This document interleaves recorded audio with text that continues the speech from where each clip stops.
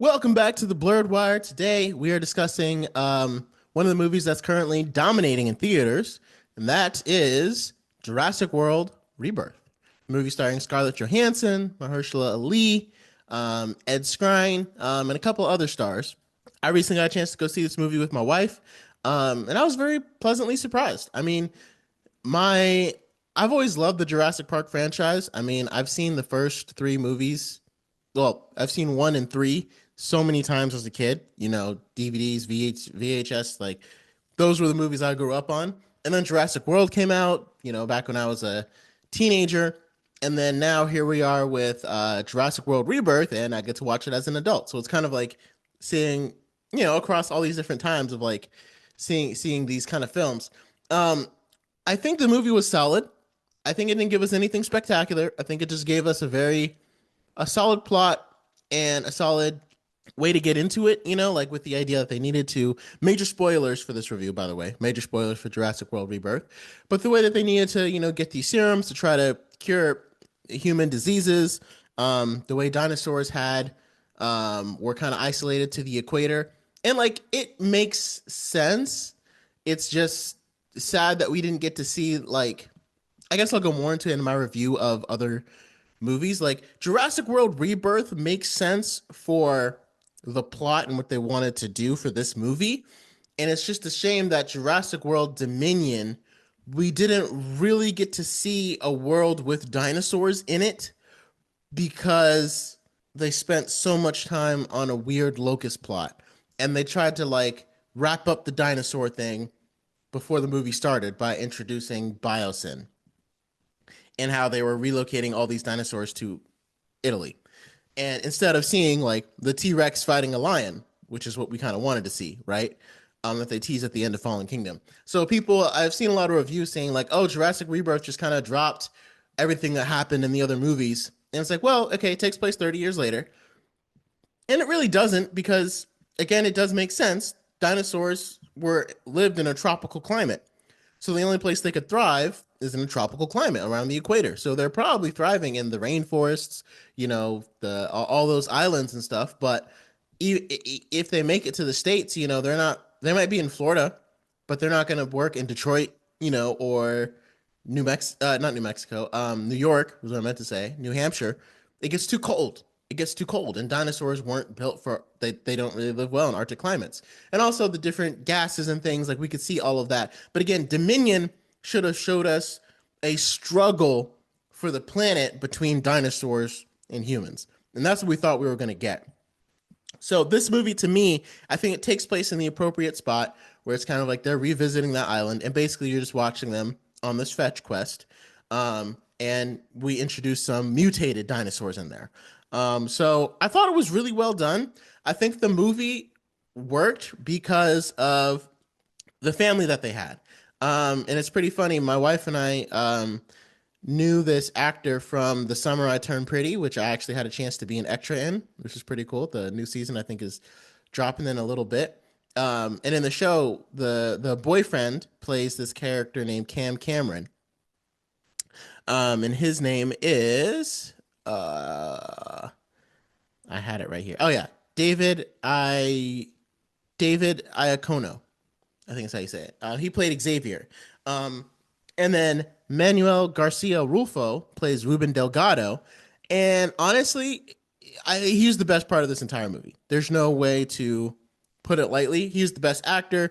To me, he drew me in. Now, again, I'm already a huge fan of him because my wife and I really love The Lincoln Lawyer, and he puts on such a phenomenal performance in Lincoln Lawyer. But I also saw him in Sicario. He was either in that one, in the first one, or Day of the Dead. And again, delivers another chilling performance. Like, well, in Lincoln Lawyer, he's not chilling; he's very heartwarming. But either way, he has range, right? I think he's at his best when he's playing the family man, which is what he's playing in Lincoln Lawyer, and it's kind of the same role that he's playing here.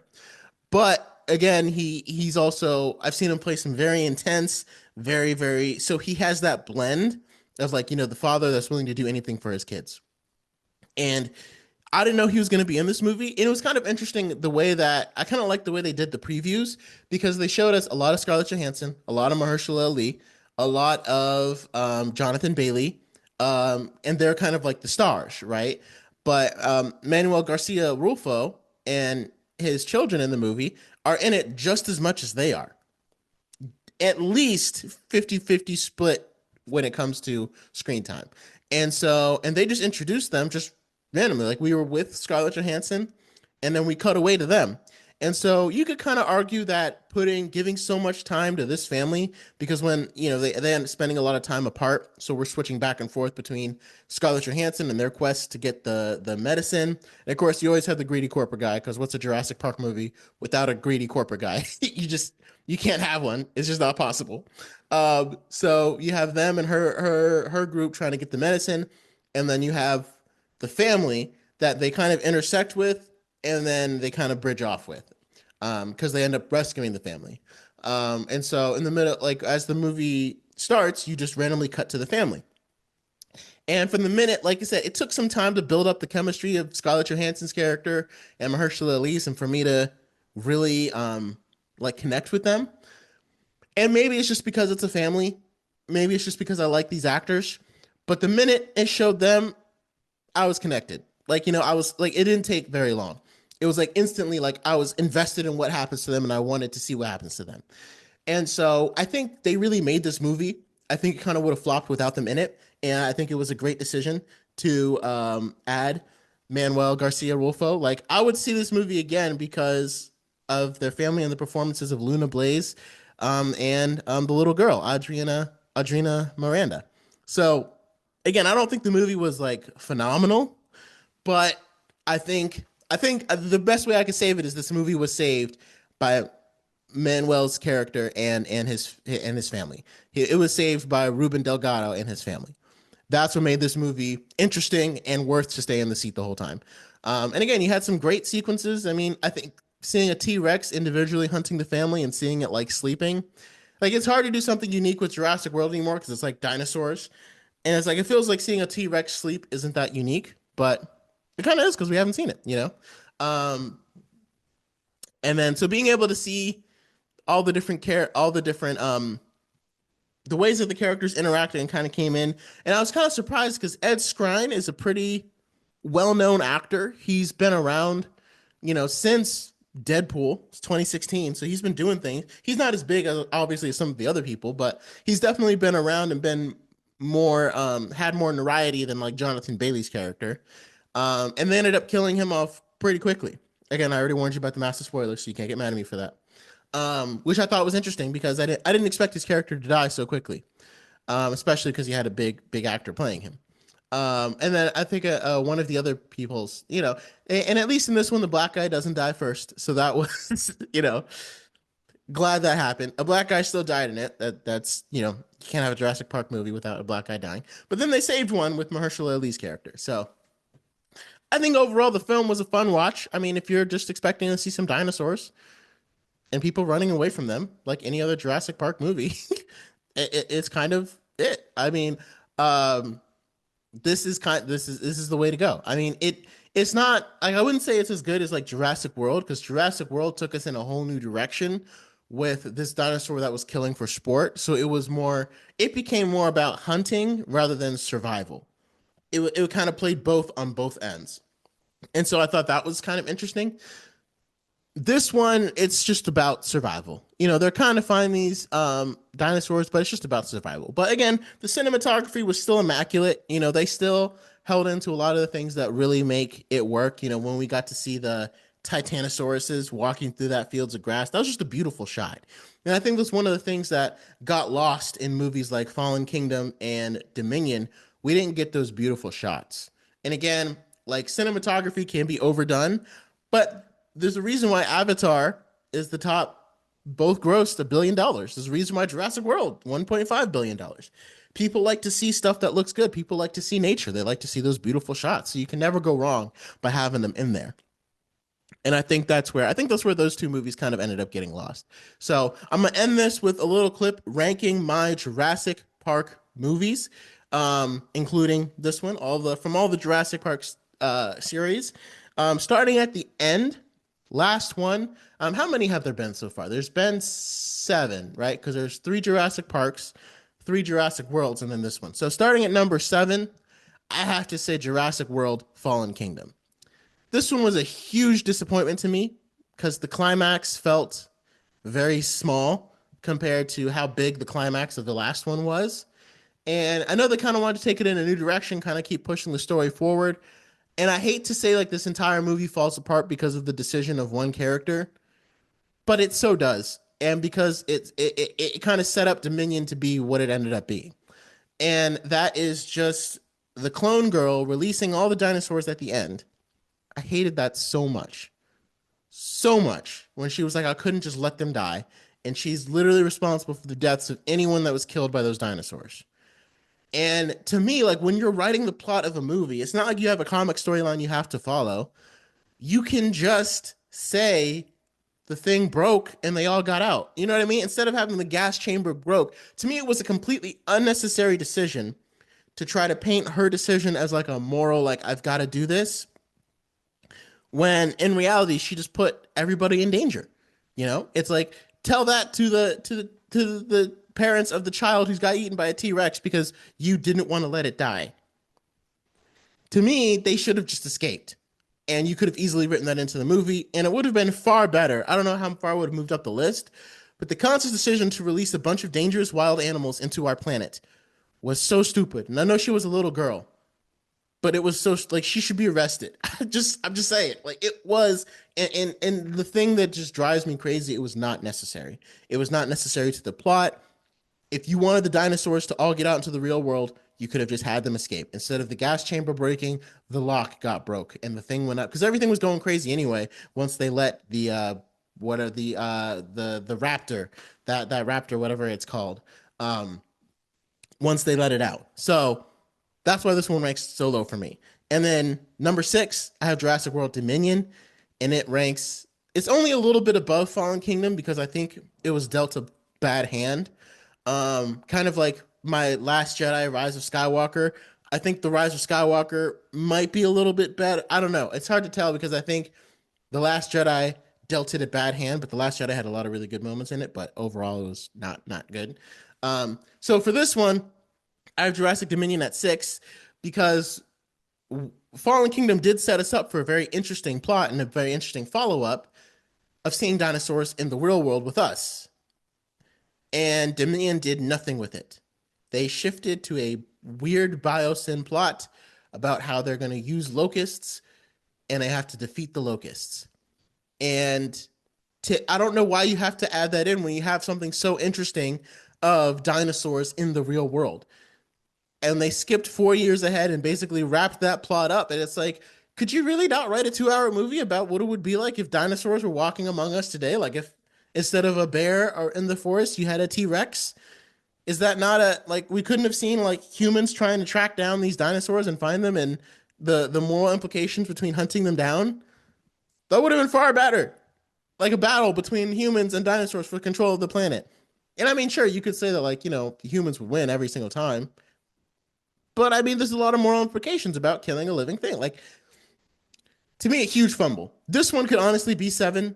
Or like the more I talk about it, the more I'm like, even though Fallen Kingdom set up an interesting storyline, the fact that Dominion fumbled it, I think it wasn't. I'm gonna switch them. Dominion is 7, and this one is, and Fallen Kingdom is 6, because even though Fallen Kingdom set it up in a poor way, it still gave it an interesting thing to follow up on, and Dominion fumbled it with the stupid locust plot, and it's like.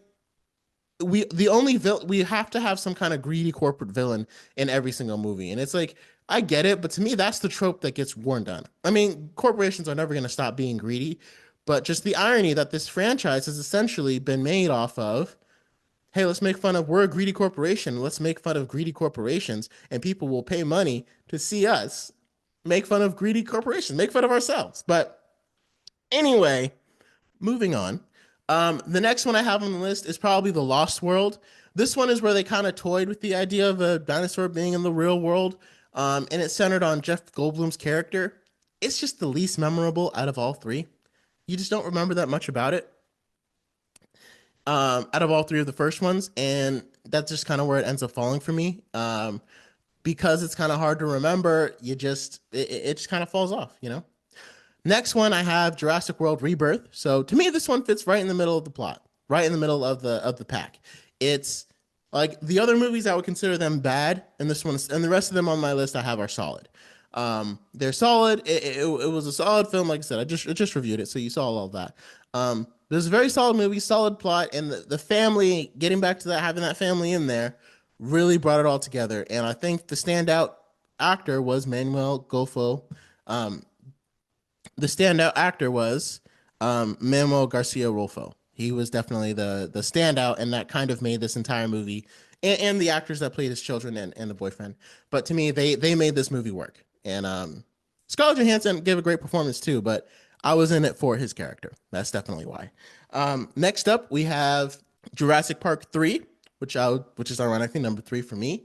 I really like Sam Neill. I really like the role that he plays in this movie. I found it very interesting.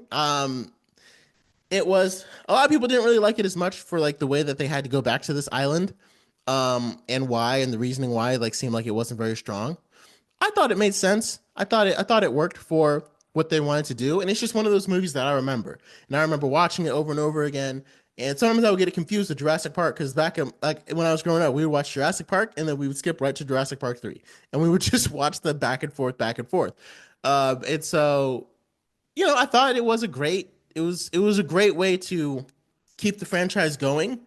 Because again, it's like who would open up another Jurassic Park after the failure of the first one? But this one is just about, they wanted to find their son. And so they hired him under a pretense to try to go find their son. I think it worked. And I think bringing back Sam Neill was great.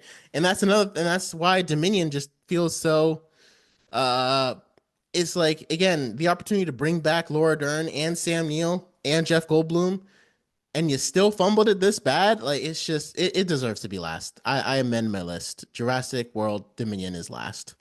It's last. And then next we have number 2, we have Jurassic World. And this one, it's one of those ones where I could just go back and rewatch it. I've probably rewatched it every once in a while. I'll just be like, hey, let's go watch Jurassic World. I thought it was a great way to introduce to the franchise. I think Chris Pratt plays a great job as a leading man, again, fresh off of Guardians of the Galaxy. And I think, again, to me, it's very interesting because they went from surviving in a lot of the other movies to hunting. Now they're trying to catch this dinosaur that's built to kill. And the way that it's, the way all the different genetic sequences that they put into it and all the ways that they made it almost thinking like humans, almost like it wasn't just a mindless animal. It seemed like it had a lot more agency, I guess is the right word. Had a lot more agency than it seemed like. And it was very interesting because it's kind of, they were hunting this dinosaur that was killing for sport. And I think that was the most interesting part of this movie was, trying to find them and everything. And it got a little bit off the rails with Vincent D'Onofrio's character wanting to use the raptors to hunt the dinosaur. That kind of felt like a strange, like, why is this plot existing in here? But a lot of the intelligent decisions that the dinosaur made, like breaking into the aviary when they were chasing it in a helicopter and all the pterodactyls are free. Watching, I can't remember, I can't remember her actress name. I know she plays Lena Luthor in Supergirl, but seeing the way the pterodactyl like absolutely terrorized her, and seeing all those pterodactyls everywhere, like it was, to me, it was built and put together very well. And I see why it did so well at the box office because it was a great introduction back into this world. And it's like, did they learn a lesson from the first one? From Jurassic Park? No. They're still doing it. They're still like, putting out this attraction. And then last, number 1, it's just Jurassic Park. Jurassic Park is always going to be the number 1, 1994. The meat-eating Metasaurus. I mean, that's just, that's the movie. That's the one. Samuel L. Jackson, hold on to your butts. I could quote that movie all day long. All day long. It's one of those things that's like, I think Jurassic Park deserves to be a franchise, right? There are some movies that it's like, okay, this is a one and done thing. Then there are some movies that like they try to expand into a franchise and it just didn't work because it was always meant to be like a standalone story. Like to me, John Wick is a perfect example. How like they expanded it into a franchise and it kind of worked, but you could tell that John Wick was meant to be just a standalone movie. And I don't know if Jurassic Park was intended that way, but to me, the scope of it deserves to be a franchise, if that makes sense. John Wick just ends up being a franchise because people like seeing Keanu Reeves killed. It's just that simple. But to me, Jurassic Park, like I could see if I made that movie, I would intend it to become a franchise because I mean, dinosaurs are always going to be interesting. So those are my rankings. Jurassic Park it's just a classic. Steven Spielberg, it's a classic. And I don't know if he had stayed on for the any other ones, would they have been made better? But just to recap, number 7 is Jurassic World Dominion. Number 6, Jurassic World Fallen Kingdom. Number 5, The Lost World, Jurassic Park. Number 4, this movie, Jurassic World Rebirth. Number 3, Jurassic Park 3. Number 2, Jurassic World. And number 1, Jurassic Park. Thank you guys for watching. Let me know your rankings of the Jurassic Park movies. Drop them down below and let me know your thoughts on Jurassic World Rebirth. Did you like it? Did you see it? Are you excited for it? All of the above. And thank you again for joining The Blurred Wire.